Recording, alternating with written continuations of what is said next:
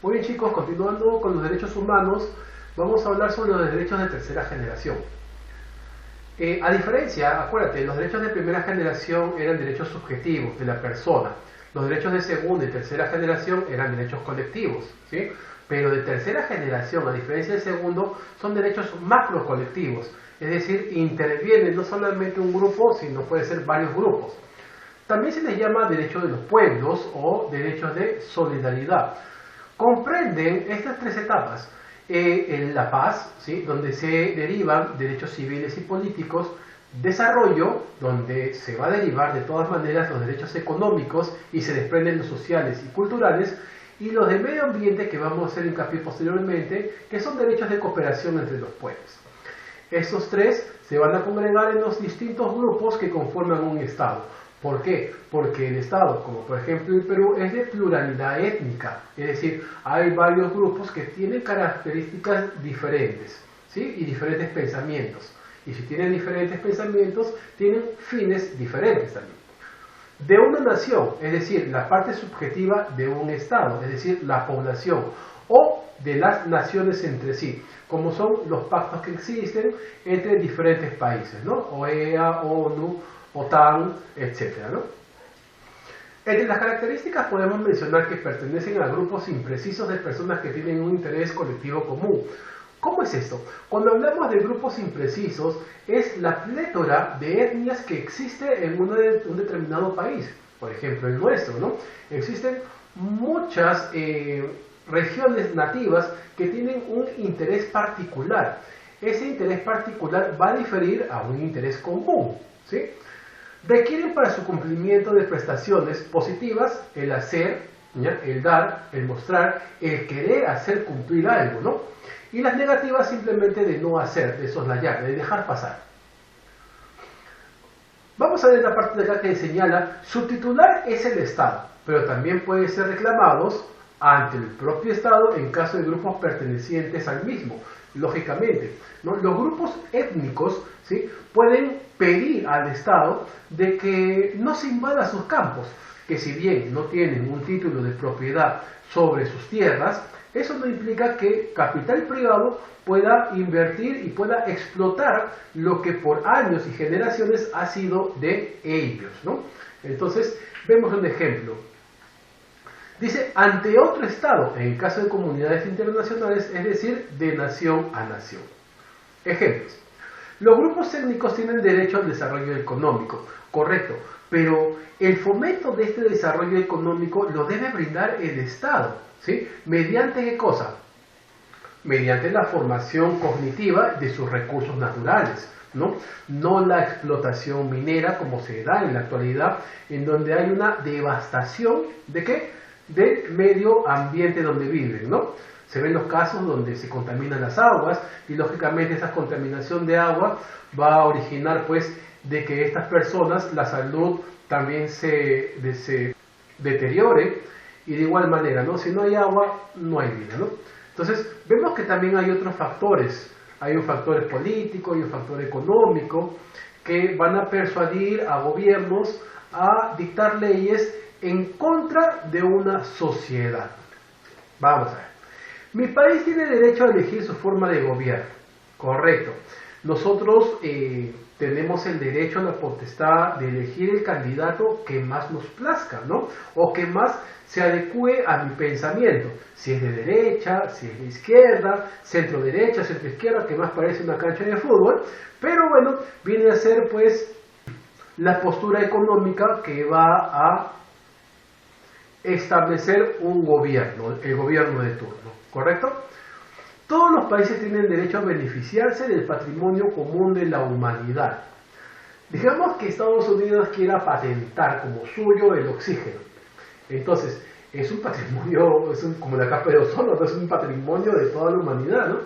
Entonces, China, ya que hay antagonismo, por su parte va a patentar el hidrógeno.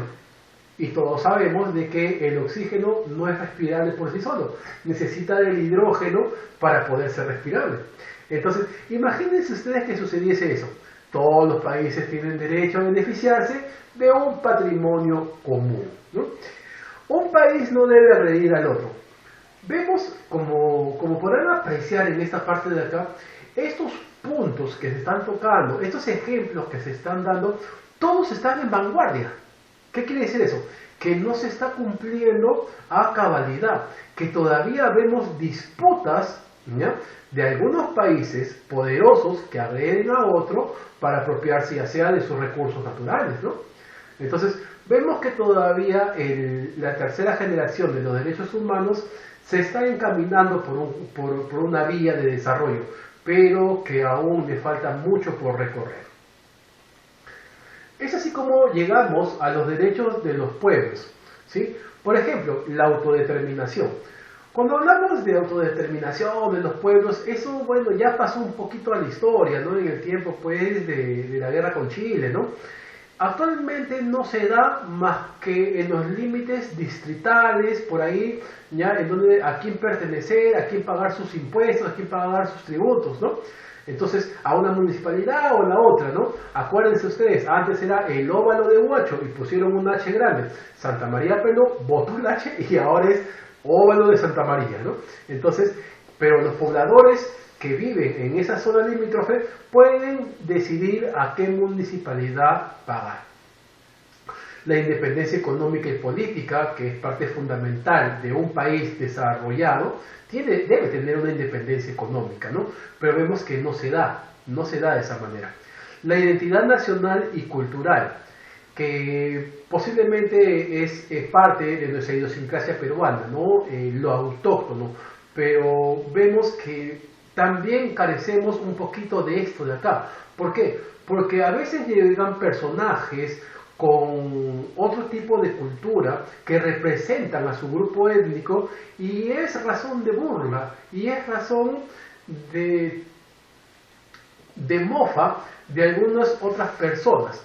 Entonces, como habíamos dicho anteriormente, todavía está en proceso esta tercera generación. A la paz, a la coexistencia pacífica, bueno, eso también está en tela de juicio, ¿no? No todos tenemos una coexistencia pacífica, al menos en el Perú posiblemente se garantiza, pero en Siria y en otras localidades no se da de esa manera. Al entendimiento y la confianza, a la cooperación internacional y regional, esto es fundamental para el desarrollo económico de un país. A la justicia social internacional, ¿sí? Cuando el derecho nacional falla o es transgredido, está la justicia internacional para poder apelar lo que se piense que ha sido arbitrariamente en un proceso local, ¿no? A un uso de los avances de la ciencia y la tecnología, a la solución de problemas alimenticios, demográficos, educativos, ecológicos, al medio ambiente. Este medio ambiente, como verán ustedes, también está en tela de juicio.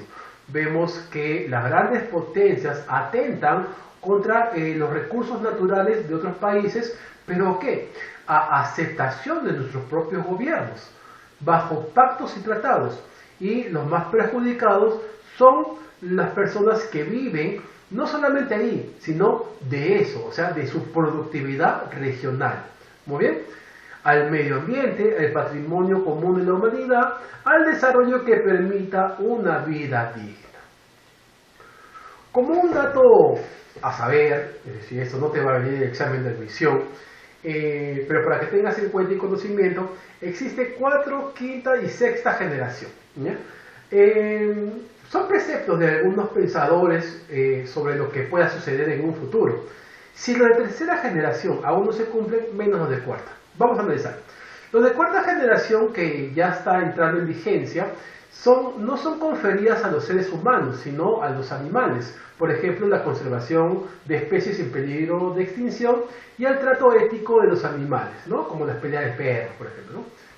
Quinta generación, ya tampoco es relativo a los humanos, sino a los software, robots, artefactos o máquinas que algún día pueda tener una conducta autárquica, es decir, que sean libres, con discernimiento, con voluntad, es decir, una voluntad afuera de su programación, que realice un acto ilegal que será pasible de una sanción ¿Podrá ser ajusticiado? ¿Podrá ser o no? Bueno, eso todavía veremos.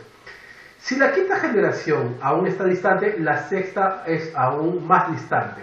Habla sobre los humanos o los cuasi-humanos o los transhumanos, ¿sí? Que tengan una identidad genética cognitiva. ¿Qué quiere decir eso? Más o menos un Robocop, algo así, ¿no? Una persona que sea mitad humana, mitad máquina y que no sepa todavía definirse, ¿no? Si no entiendes esta sexta generación, no te preocupes que ni ellos mismos todavía se entienden. Para terminar, como diría nuestro amigo Arnold Schwarzenegger, hasta la vista baby, quédate en casa, volveré. Chao chicos.